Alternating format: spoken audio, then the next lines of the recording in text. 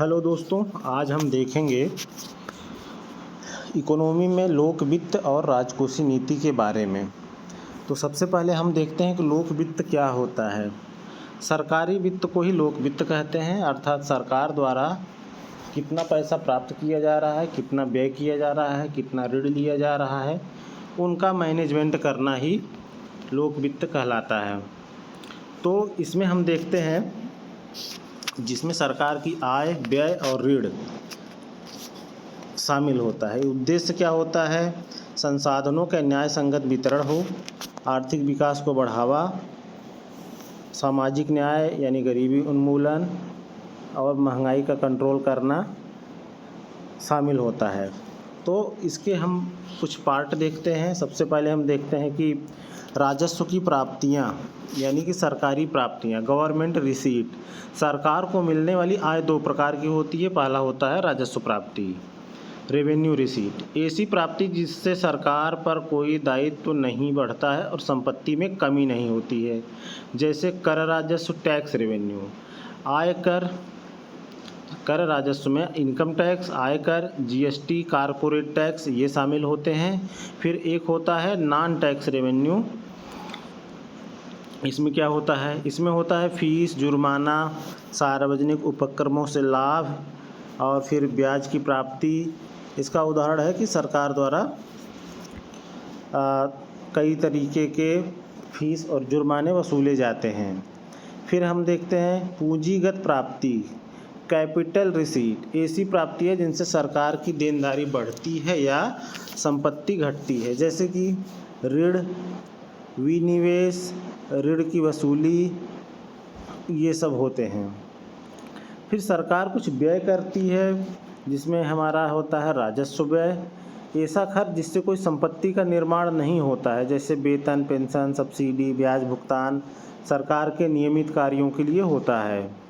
फिर होता है एक पूंजीगत व्यय। पूंजीगत व्यय क्या होता है? ऐसा खर्च जिससे संपत्ति का निर्माण होता है या दायित्व तो कम होता है, जैसे सरकार सड़क बनाती है, बांध बनाती है, मशीन खरीदती है या किसी लिए गए ऋण का लोन चुकाती है। 2017 के बाद से एक वर्गीकरण था, उसको अब समाप्त कर दिया गया है, जिसको हम बोलते हैं प्लान और नॉन प्लान एक्सपेंडिचर, यानी योजनागत और गैर योजनागत व्यय। अब ये क्या होता है? योजनागत व्यय क्या है? विकास योजनाओं पर होने वाला खर्च, जिसमें पंचवर्षीय योजनाएं, शिक्षा, स्वास्थ्य, कृषि विकास, ये सब चीज़ें शामिल थी। विकासशील प्रकृति के ये व्यय होते थे।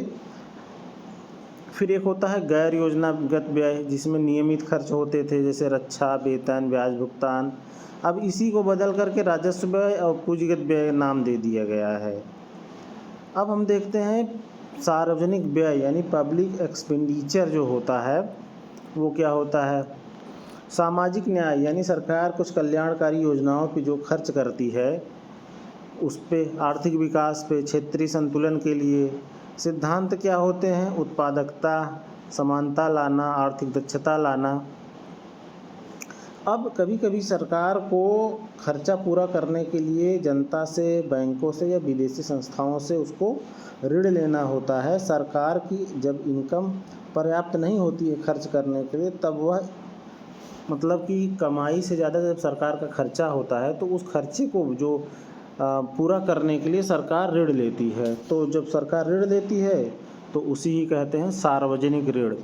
दो प्रकार का होता है, आंतरिक ऋण, देश के अंदर आरबीआई और बैंकों से लेती है, और बाहरी ऋण जैसे आईएमएफ, वर्ल्ड बैंक, विदेशी संस्थाओं से ऋण लेती है। उद्देश्य क्या होता है? बजट घाटा पूरा करना, विकास परियोजनाओं को पूरा करना या चालू करना होता है। फिर हम देखते हैं कि भारत का जो वित्तीय प्रशासन है वो कैसे काम करता है। जैसे सरकार की जो वित्त प्रबंधन होता है तो उसमें होता है बजट का निर्माण, जिसे वार्षिक वित्तीय विवरण कहते हैं।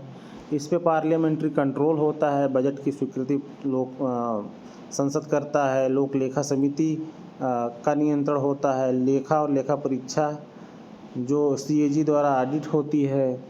फिर एक होता है फिस्कल पॉलिसी, कर एवं व्यय नीति, उसको हम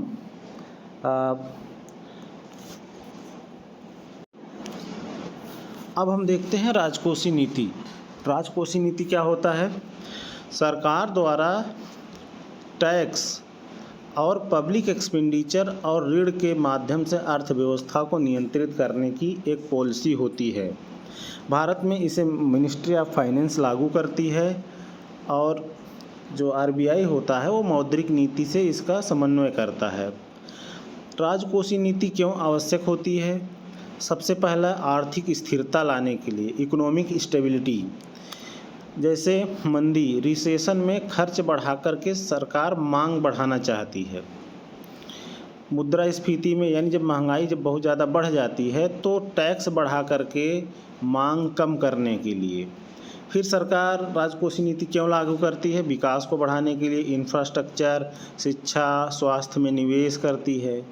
आय की असमानता कम करने के लिए, जैसे प्रगतिशील कर प्रणाली, प्रोग्रेसिव टैक्सेशन लागू करती है। सब्सिडी और सामाजिक योजनाएं चलाती है सरकार।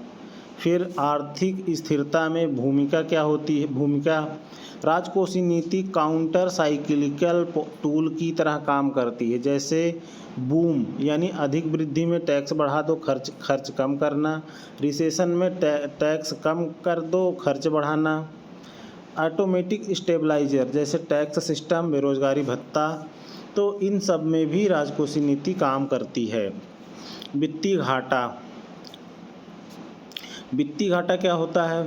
जब सरकार की कुल व्यय उसकी कुल प्राप्तियों से ज़्यादा हो, यानी सरकार के खर्चा कमाई से ज़्यादा हो। सरकार को जो यह अंतर होता है उसे लोन लेकर के, ऋण लेकर के पूरा करना पड़ता है। तो वित्तीय घाटे के प्रकार तो सबसे पहले हमारे पास आता है राजस्व घाटा। तो राजस्व घाटा क्या होता है?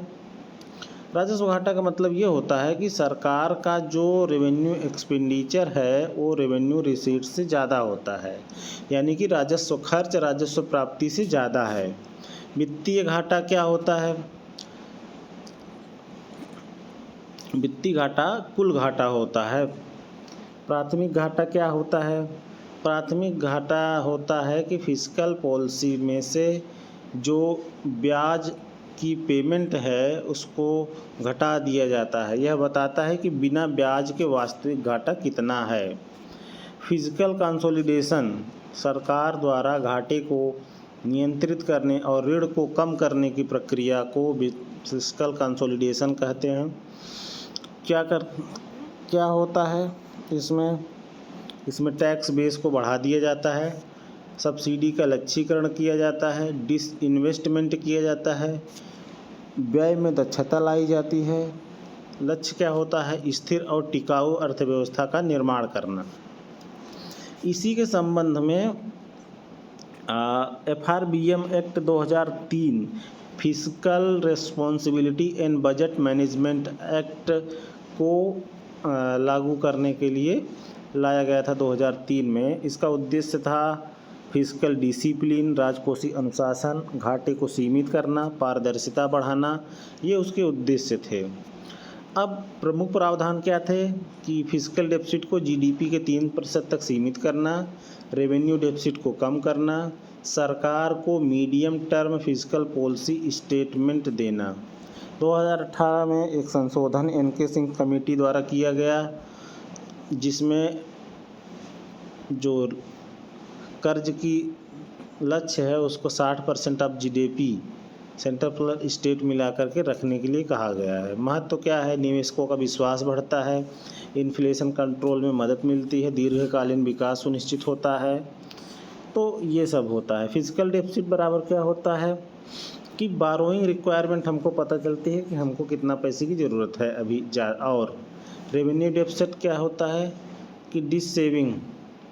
Primary deficit real burden indicator है। FRBM में एस्केप क्लास भी है, जैसे कोविड जैसी आपात स्थिति।